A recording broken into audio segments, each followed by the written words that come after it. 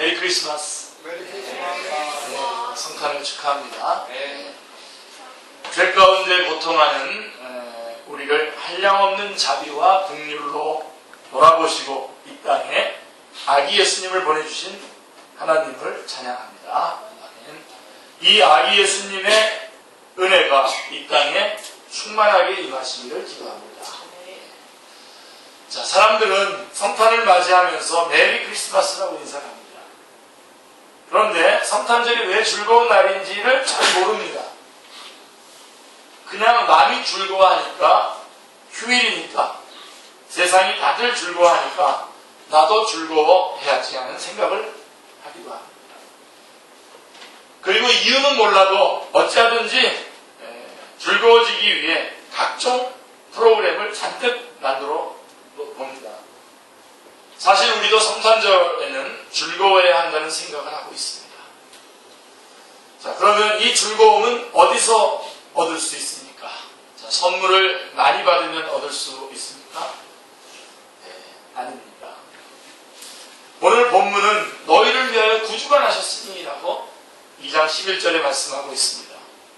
너희를 위하여 구주가 나셨다라고 하는 성탄의 소식이 우리에게 기쁨을 주고 있음을 말해주고 있습니다. 그것도 뭐라고 되어 있냐면 아주 큰 기쁨을 준다고 말씀하고 있습니다. 아주 큰 기쁨을 준다. 자, 그러면 어떤 점에서 구주 탄생이 우리에게 큰 기쁨을 주는 것입니까?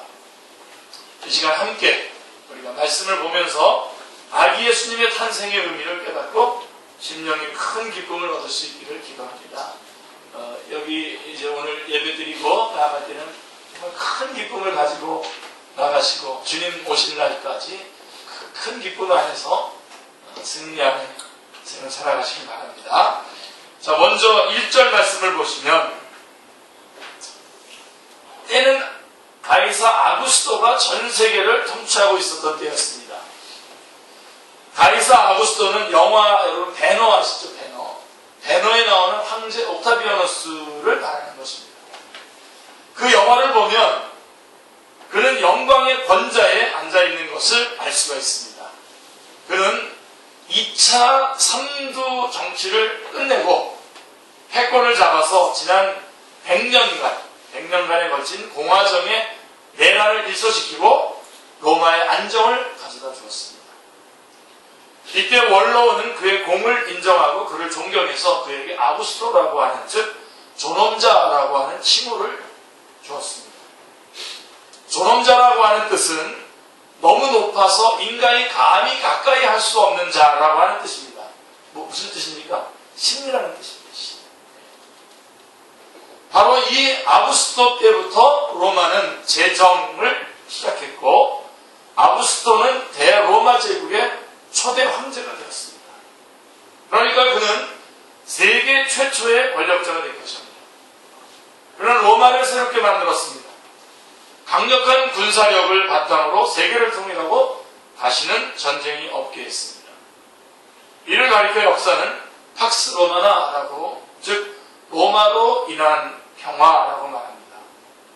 또한 그는 벽돌의 로마를 화려한 대리석의 로마로 바꿨고 그 유명한 로마법을 완성해서 세계가 로마법의 질서에 들어가게 했습니다.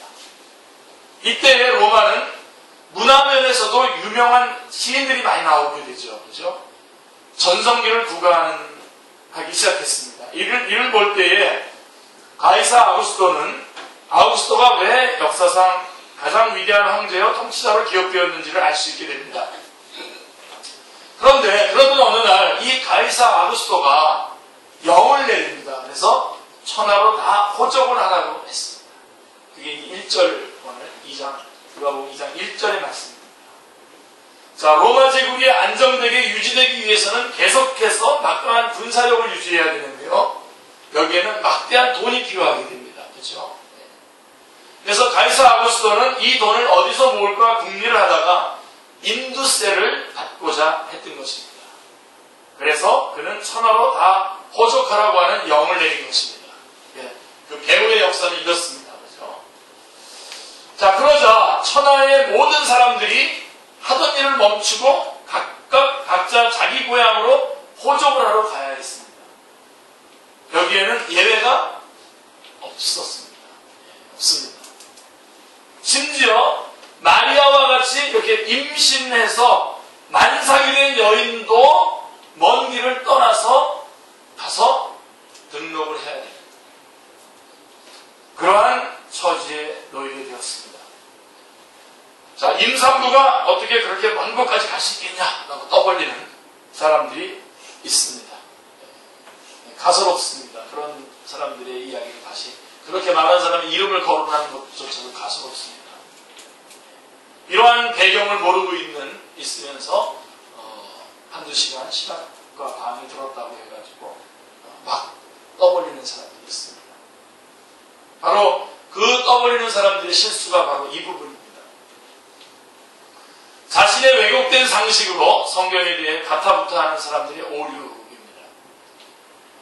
가뜩이나 먹고 살기 힘든데 생업을 중단하고 이렇게 호적을 하러 가자니 힘들었습니다.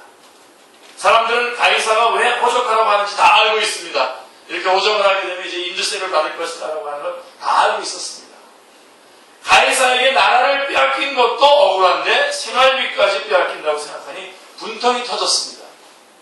그러나 그들은 가이사를 대적할 힘이 없었습니다. 그들이 할 수 있는 것은 그저 순순히 복종하는 것밖에는 아무것도 없었습니다. 이를 볼 때에 로마의 그 화려한 발전 그리고 그로 인한 세계 평화라고 하는 것은 피지의 민족의 고혈을 따라서 이루어진 것임을 알 수 있습니다. 그러니까 여러분들이 이런 것들을 그 뒷면을 볼 수 있는 그런 것이 있어야 돼요. 말만 박수고만 하지 사람들의 마음에는 참 평화가 없었습니다. 그러나 역사는 이 사실에 주목하지 않습니다. 이 뒤의 내용들은 주목하지 않고 역사는 강자만을 기억할 뿐입니다. 정말 그의 명령을 따라 이리저리 움직여야 하는 힘없는 사람들만 불쌍할 뿐입니다. 이 당시에 많은 사람들이 이런 일들 때문에 너무 괴로워서 하나님은 어디 계시며 메시아는 언제 오십니까? 하며 울부짖으며 괴로워했습니다. 그런데 4절 5절 말씀을 보시면요. 요셉도 다윗의 집 족속이므로 갈릴리 나사렛 동네에서 유대를 향하여 베들레헴이라 하는 다윗의 동네로 그 약혼한 마리아와 함께 호적하러 올라가니 마리아가 이미 잉태하였더라 라고 이렇게 말씀하고 있습니다. 요셉은 다윗의 후손이기 때문에 다윗의 동네 베들레헴으로 가서 호적을 해야 했습니다. 마리아는 요셉과 정혼한 상태였기 때문에 법적으로 요셉의 가문에 속해 있어서 요셉과 함께 베들레헴으로 가야 했습니다. 나사렛에서 베들레헴까지는 130km나 되는 그런 거리인데요. 만삭이 되어 있는 마리아가 이 길을 간다는 것은 아주 위험한 일이었습니다. 지금 같은 때도 아니고요. 그러나 그녀도 어떻게 해야 됩니까? 가이사의 명령대로 가야만 했습니다. 이런 가운데 마리아는 마침내 베들레헴에 도착하였고 7절에서 알 수 있듯이 거기서 아기를 낳게 되었습니다. 아기 예수님, 곧 그리스도가 베들레헴에서 태어나신 것입니다. 베들레헴에서 태어나신 것입니다. 그런데 여기에는 놀라운 구속의 비밀이 담겨져 있습니다. 그것이 뭐죠? 자, 첫째로 예수님이 베들레헴에서 탄생하심으로 예언이 성취되었습니다. 예언이 성취되었습니다. 네.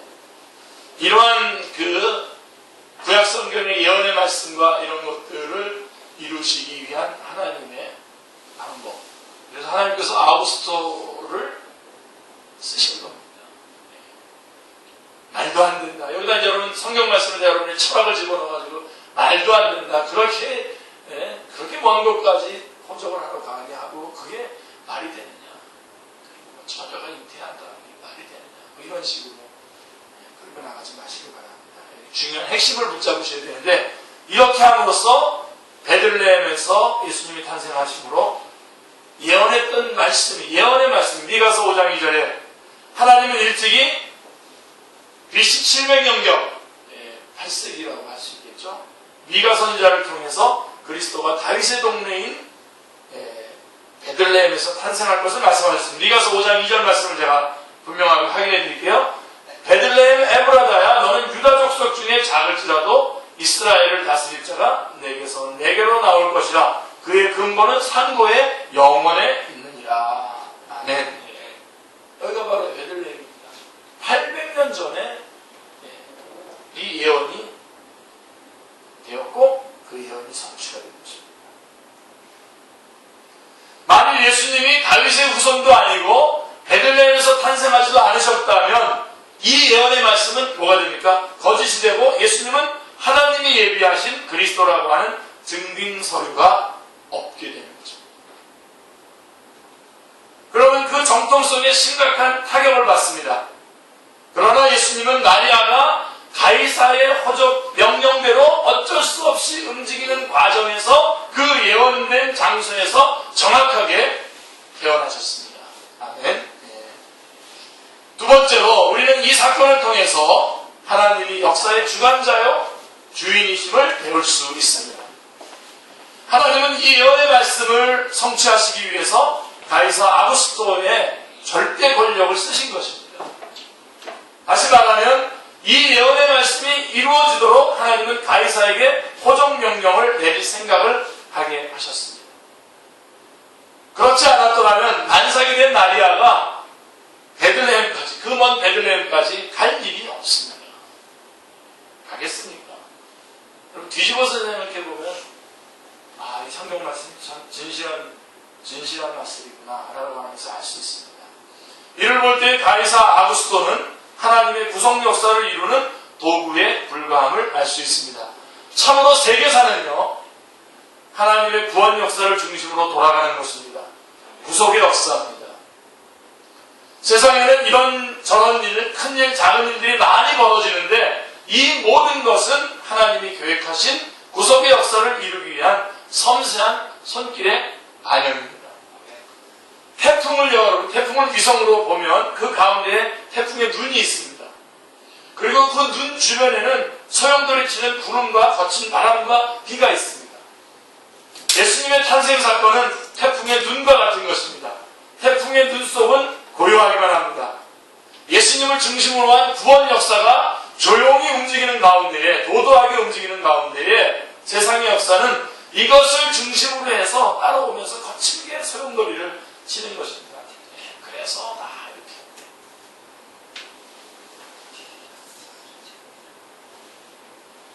가끔 제가 이렇게 중매를 하게 되고 결혼하는 사람들 이렇게 보게 되면 제가 이제 저는 이렇게 알고 있었잖아요. 저는 양쪽을 다 알고 있었는데 그래서 이 사람이 이렇게 나타나서 이렇게 해서 결국 이렇게 결혼을 하는구나. 김희경 집사님 저하고 매일 성경 공부하고 있었던 팀이요. 조재현 형제는 또 가리봉동교회에 있어서 제가 매주 또 토요일마다 가서 거기 가서 또 성경 공부를 가르쳤어요. 근데 이 두 팀이 같이 선교여행을 가기로 간 거예요. 그래가지고 거기서 만나서 결혼했어요. 별로 흥미롭지 않군요. 그래서 그래서 그렇게 공부를 하기 시작했구나. 그래서 또 찬영이라는 애가 그 안에서 태어나가지고 지금 또 미국에서 공부하고 이게 또 어떻게 연결이 되는 건가 이게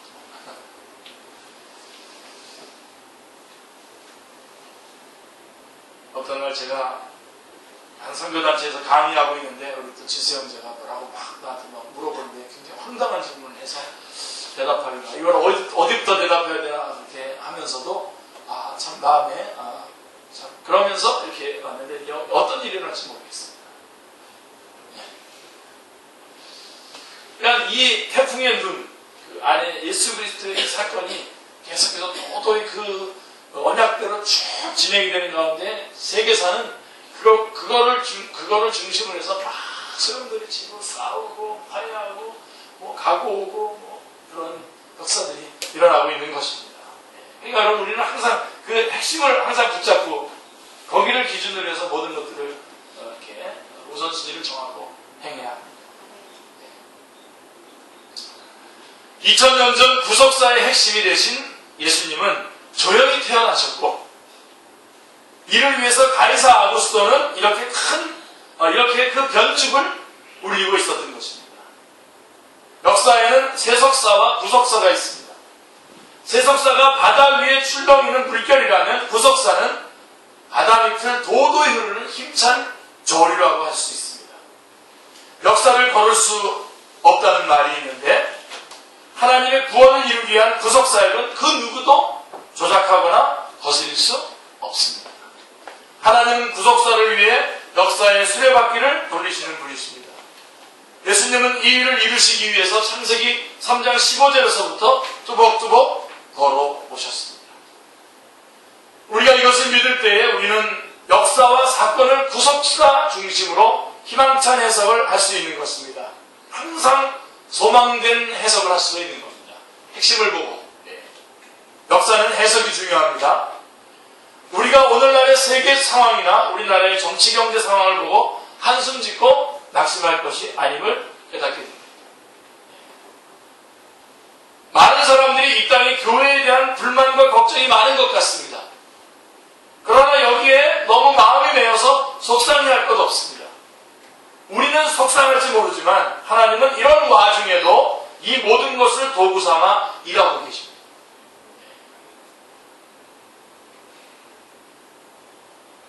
목사님은 왜 이렇게 설교하고 이렇게 하는 거 싫어하면서 왜 그분에게 가서 그렇게 하지 말라고 말하지 않습니까? 이렇게 말하는 사람이 있어요. 그걸 어떻게 합니까? 그분이 어떻게 바뀌어가지고 어떻게 또 하나님 앞에 결정적으로 쓰임받을지 아무도 모르는데 지금 여기서 지금 여러분들을 보십시오. 여러분들이 지금 이렇게 쓰임받을 거라고 상상이나 했었던 지난날에 상상이나 했었으니까 그러나 지금 이렇게 쓰임받고 있잖아요. 성임 집사님 저하고 눈 좀 한번 마주쳐보시죠.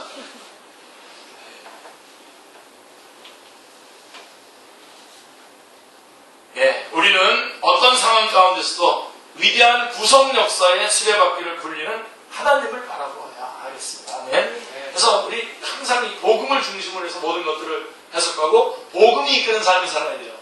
목적이 이끄는 삶 말고요.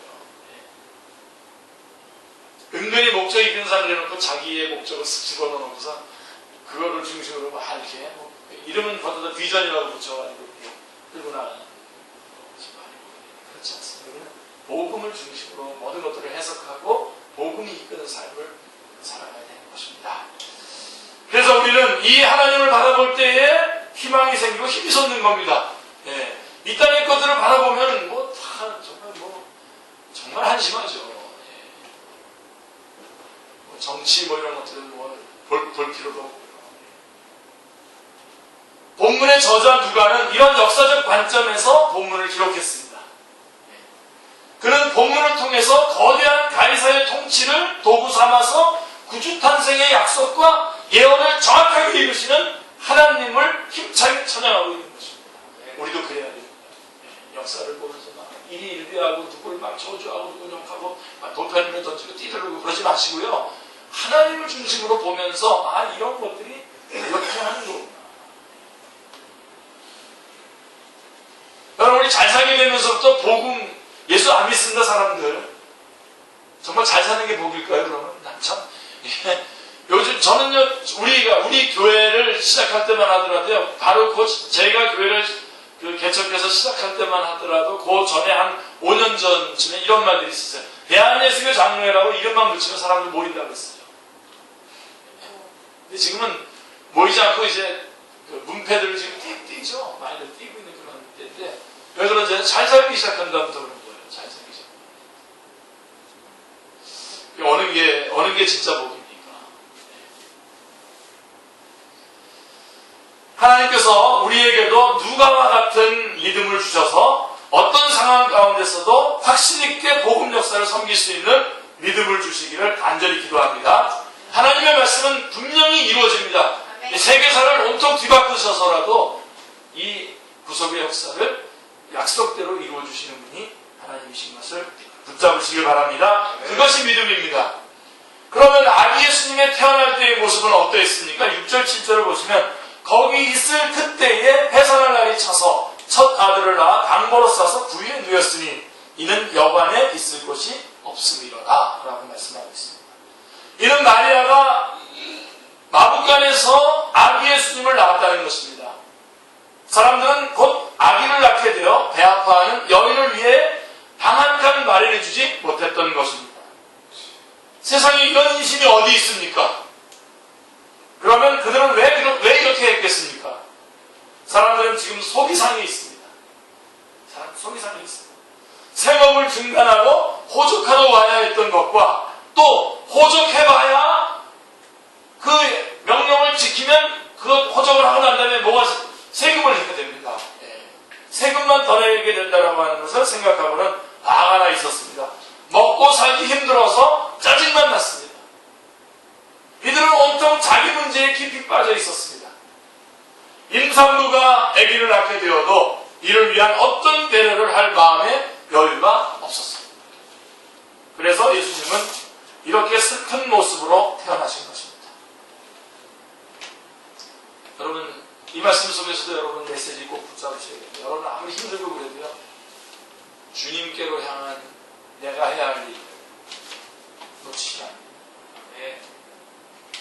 아주 당당하게 내가 어려움을 당하는 것을 당당한 경구대로 삼아서 주님의 일을 과감하게 안 하는 분들이 많은데요. 네. 하나도 안 놀리시네요. 그게 지금 우리들의 모습이 아닐까요?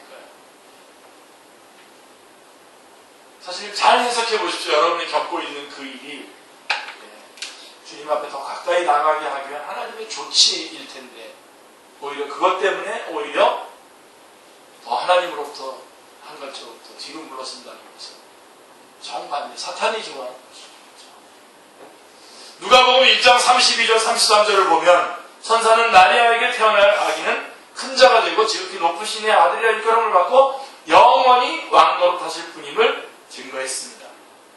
그런데 이 말씀과는 너무 다르게 예수님은 참으로 초라하고 비천하고 운명적인 모습으로 태어나셨습니다. 가이사의 황실에서 태어나도 부족했을 가장 높으신 분이 인간 대접도 못 받고 냄새나는 곳에서 가장 낮은 자의 모습으로 태어나셨습니다.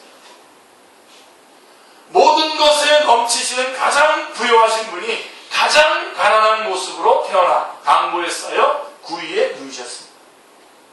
또한 하나님의 아들로서 가장 영광스러운 분이 아무도 돌보지 않고 말 울음소리가 나는 곳에서 태어나셨습니다. 전능하신 하나님께서 가장 연약한 갓난아기의 모습으로 태어나셨습니다. 그러면 예수님은 왜 이렇게 태어나셔야만 했습니까? 이는 예수님께서 우리들의 슬픈 운명을 감당하시기 위함이었습니다. 아멘. 우리의 병약함과 그 고통을 짊어지시기 위함이었습니다.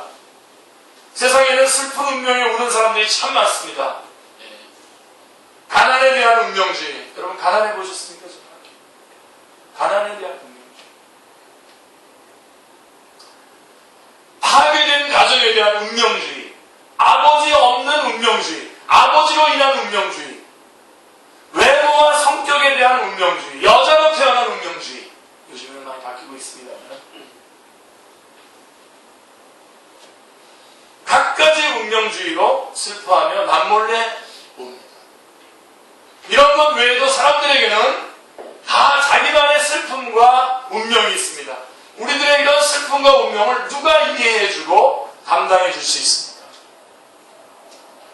예수님은 우리 인생이 겪어보는 고난을 겪어보지도 않고 다 이해하고 아는 것처럼 말로만 우리를 섬기는 분이십니까? 그런 분이 아니십니다.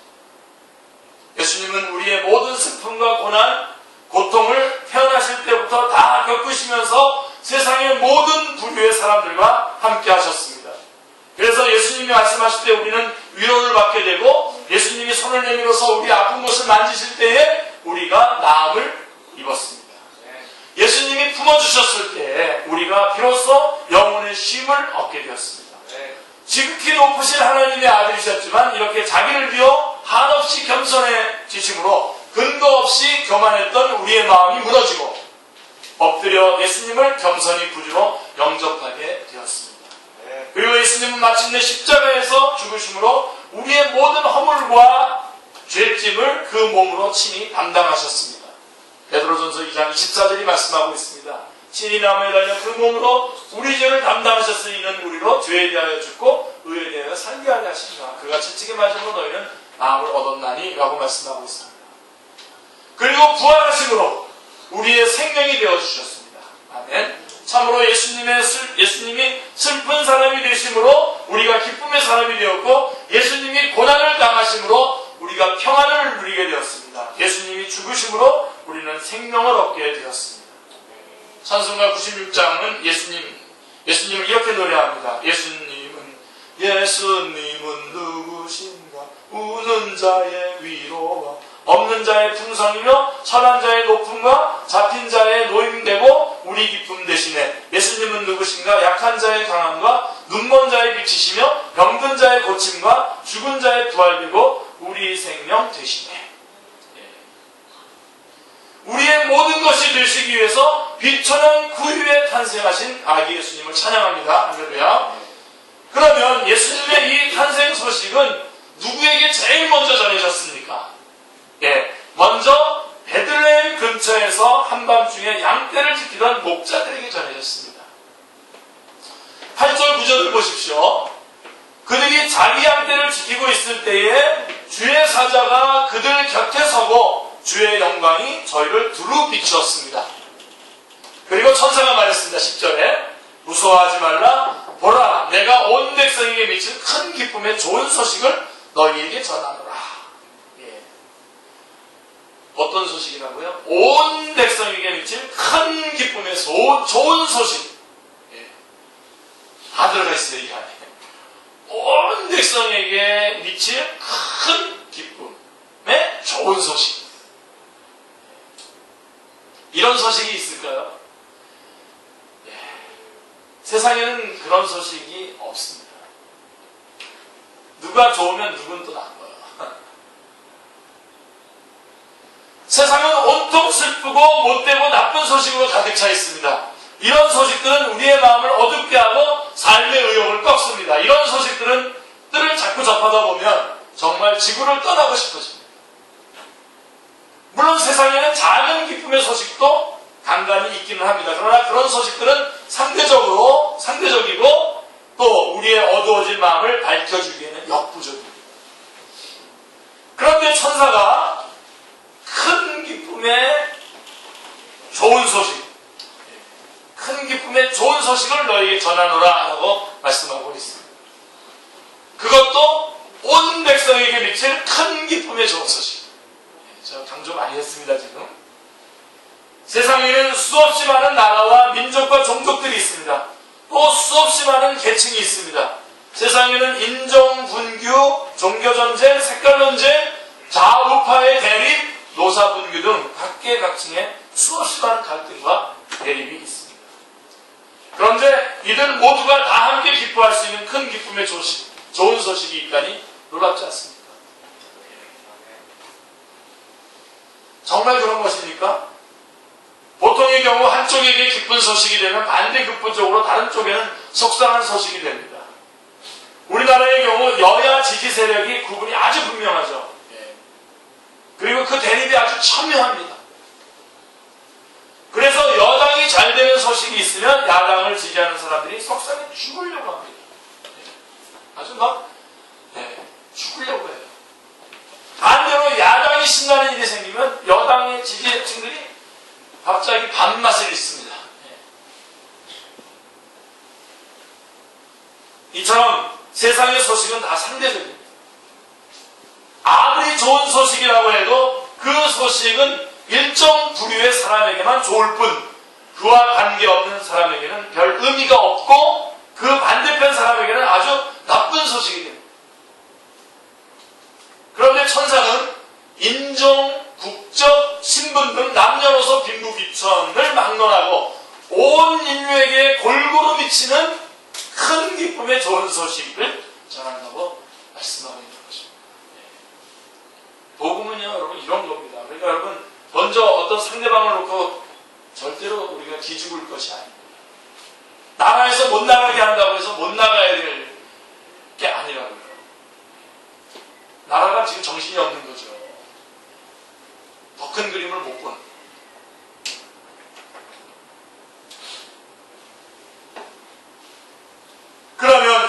안식의 구체적인 내용이 뭡니까? 11절에 보시면 오늘 다윗의 동네에 너희를 위하여 구주가 나셨으니 곧 그리스도 주시니라 라고 말씀하고 있습니다. 네, 근데 여러분 제일 먼저 이 목자들에게 제일 먼저 이 소식이 전해졌는지 여러분 혹시 아십니까? 성경에 나와 있습니다. 네. 한 70점 정도 드릴게요. 어린 양. 그 예루살렘, 그 베들레헴 지역에 양들을 치는 그 양들은 예루살렘에서 드려졌던 이 목자들이 치고 있었던 그 양들이 제사 때 드려지는 양들을 키우는 그런 건데 이제 더 이상 키울 필요가 없는 제일 먼저의 대상인 그 목자들에게 전해졌다고 볼 수가 있습니다. 이렇게 볼 수가 있는 거 그렇게 딱 잡아떼야 되는데 그렇죠. 제일 먼저 이 목자들에게 소식을 전해져.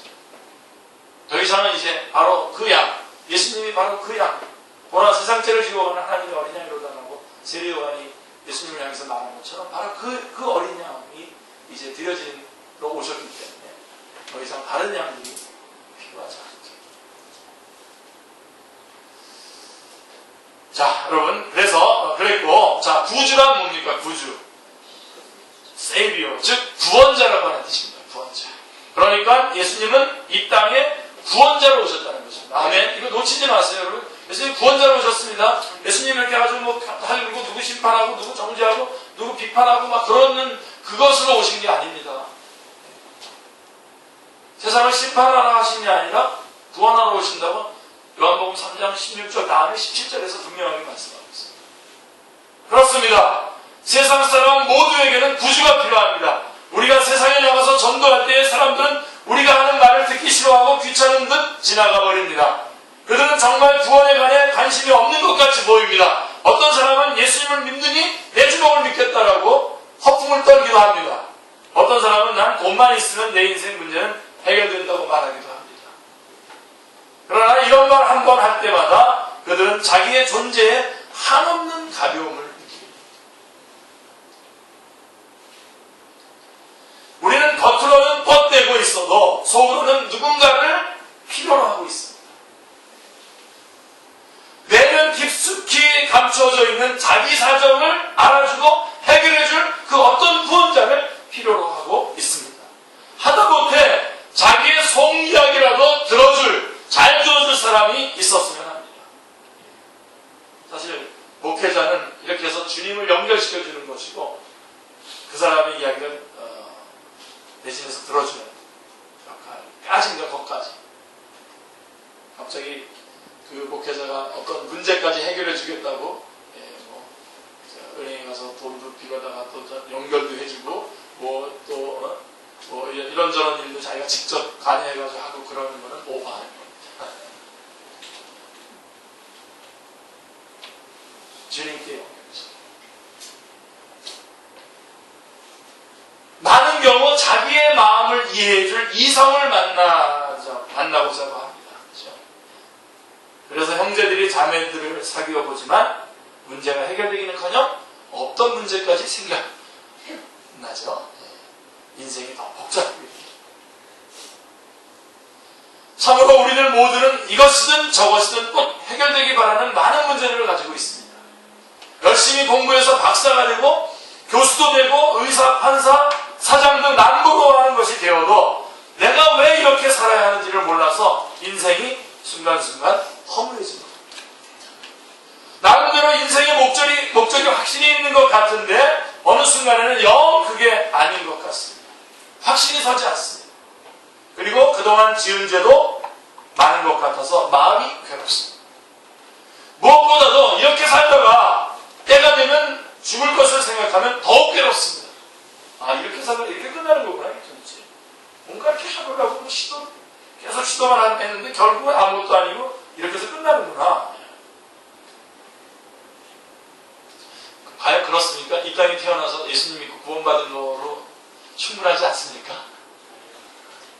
충분하지 않아요? 그게 충분하죠. 네. 이루어야 됩니다. 우리가. 네? 어떤 선교사님처럼 막 뭐 수행하면서 막 뭐 열광시키는 그러니까 또 열광하는 팀이 있더만요. 그러니까 그분이 가면 그분 팀들이 또 같이 가서 그래야 성공이니까요. 여러분 예수 믿고 여러분에게 주어진 상황에서 복음을 전하고 주님을 바라보면서 살아가는 것. 근데 이게 없으니까 계속해서 절망하면서 더군다나 자기 지은 죄를 생각하면서 곧 죽을 것을 생각하면서 하루하루 정말 죽을 마음으로 살아가는 사람들이 얼마나 많습니다. 어떤 재벌은 죽을 때에 무엇이라도 다 해줄 테니까 나의 죽음을 며칠만이라도 더 연장해달라고 의사에게 애걸했다고 합니다. 그러나 죽음은 아무도 피할 수 없습니다. 하나님은 말씀하셨습니다. 너는 흙이니 흙으로 돌아갈 것이다. 창세기 3장 19절은 분명하게 못 박아서 얘기하고 있습니다. 그러나 죽는다고 모든 것이 다 끝나는 것이 아니죠. 그래서 죽는 것으로 모든 것이 다 끝난다면야 뭐 많이 죽겠죠. 더. 그렇지 않습니다. 한번 죽는 것은 사람에게 정하신 것이요 그 후에는 심판이 있느니라고 히브리서 9장 27절을 말씀하고 있습니다. 사람들의 마음 깊은 곳에는 죽음과 그 뒤에 있을 것 같은 심판에 대한 두려움이 있습니다. 어떤 사연수는 죽음을 초월한 듯 도가 트인 사람 같은 말을 하곤 했다고 합니다. 죽음에 대해서 막 표현하면서 도 튼 사람처럼. 그러나 그가 도사 같은 사람도 그와 같이 도사 같은 사람도 평장으로 걸어가는 평장 건물의 계단을 올라갈 때는 아이고 나 좀 살려줘 하며 오줌을 싸며 교도관의 바짓가랑이를 붙들고 늘어졌다고 합니다. 서로 어떤 사람이 나 똘거리니 하면서 죽음에 대해 초연한 듯 대하고 죽었다고 해도 그것은 죽는 순간에 그렇게 지난 것이지 그가 죽음에서 구원받은 것은 아닙니다. 그에게 죽음 문제는 여전히 해결된 것이 아닙니다. 왜냐하면 죽음 뒤에는 누구도 마음대로 할 수 없는 심판이 기다리고 있기 때문입니다. 그래서 인생을 가장 진지하고 열심히 살았던 사도 바울이 말하지 않았습니까? 오라 나는 오늘만 살아주라. 이 사망의 몸에서 누가 나를 건져내랴. 참으로 세상에 구원자가 필요하지 않은 사람은 한 사람도 없습니다. 그래서 하나님은 이렇게 고통하는 인간들을 불쌍히 여기시고 구주를 보내주셨습니다. 그가 바로 예수님이십니다. 2000년 전 조그만 아기의 모습으로 태어나신 아기 예수님이십니다. 할렐루야. 그러면 예수님은 어떻게 우리의 구주가 되셨습니까? 11절 말씀을 보십시오. 너희를 위하여 구주가 나셨으니 곧 그리스도 주시니라 라고 말씀하고 있습니다. 천사는 구주 예수님은 그리스도 주라고 하셨습니다. 그리스도란 원래의 의미는 기름 부음을 받은 자라고 하는 뜻입니다. 구약에서는 제사장을 세울 때 그리고 선지자를 세울 때 또 왕을 세울 때 그 머리에 기름을 부었습니다. 그런데 예수님이 하신 일들을 가만히 살펴보면 예수님은 이 세 가지 직분을 다 감당하셨음을 알 수 있습니다.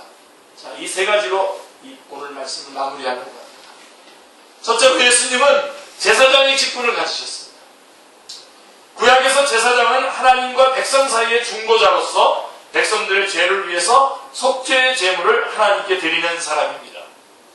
그런데 예수님은 십자가에서 자기 몸을 들여서 희생제물이 되어 우리 죄를 위해서 죽으심으로 우리가 하나님께로부터 죄사함을 받는 길을 활짝 열어놓으셨습니다. 할렐루야. 인간의 가장 큰 문제는 바로 이 죄 문제였습니다. 죄를 짓고 나면 괴롭습니다. 고통스럽습니다. 그리고 성경은 죄의 삭은 사망이라고 하였습니다. 이는 인간이 죽는 것은 생명을 다했기 때문이 아니라 자기 죄값으로 죽는다는 것입니다. 그리고 이 죄 때문에 죽은 후에는 하나님의 무서운 지옥 심판을 받게 되는 것입니다. 그런데 우리가 예수님을 믿을 때 우리는 모든 죄에서 용서를 받게 됩니다. 살아서는 죄의 고통에서 벗어나 평안을 누리고 죽어서는 심판 대신에 영생의 복을 받게 됩니다. 지옥 대신 찬란한 천국에 들어가게 됩니다. 예수님께서 해주신 것입니다. 이뿐만이 아닙니다. 예수님은 선지자가 되셨습니다. 선지자의 원래 의미는 하나님을 위해서 말씀을 전하는 사람이라는 뜻입니다. 그러니까 예수님은 하나님의 말씀을, 즉 생명과 진리의 말씀을 인간에게 전한다는 것입니다. 인간이 죄에서 구원받았는데 진리가 없으면 이제 무엇을 하고 살겠습니까? 하나님의 피조물인 인간에게는 하나님의 말씀, 진리의 말씀이 필요합니다. 인간은 진리의 말씀으로 하나님과 교제하며 살아갈 때 비로소 행복해집니다. 그래서 하나님께서 말씀으로 우리가 임하신 것입니다. 그게 예수님의 선지자의 역할입니다. 선지자가 되셨고, 그 다음에 예수님은 왕이 되셨습니다. 왕. 어떤 사람은 자기가 모든 것을 스스로 잘할 수 있는 것 같이 나는 왕이다 라고 소리를 칩니다. 그러나 이런 사람일수록 제대로 하는 것은 없지요. 그러다가 역시 존재에 한없는 가벼움과 절망을 느낄 뿐입니다. 그러니까 여러분 올라가 보세요. 특별히 권력의 자리에 올라가 보세요.